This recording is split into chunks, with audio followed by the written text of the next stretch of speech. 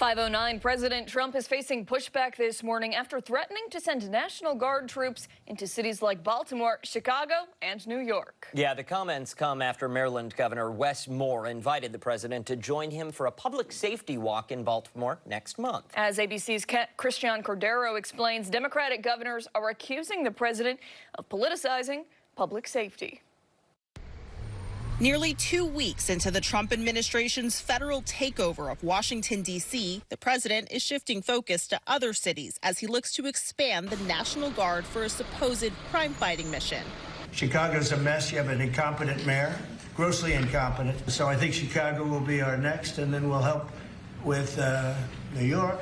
A U.S. official tells ABC News that planning is underway to send the National Guard to Chicago, but no official deployment has been ordered, and the Department of Defense declines to comment. Illinois Governor J.B. Pritzker is pushing back against the president's claims about crime, writing, quote, "There is no emergency that warrants the president of the United States federalizing the Illinois National Guard. Donald Trump is attempting to manufacture a crisis."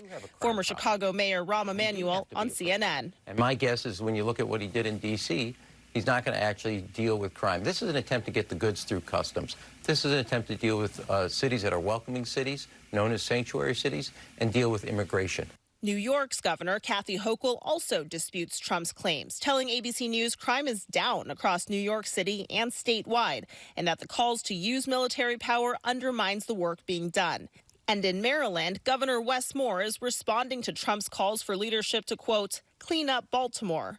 The governor there is touting the city's falling violent crime numbers, calling Trump hypocritical. If you look at the president's budget, it actually cuts funding towards violent intervention groups. It cuts funding towards the bureaus of the FBI and the ATF that are supporting local jurisdictions like Baltimore.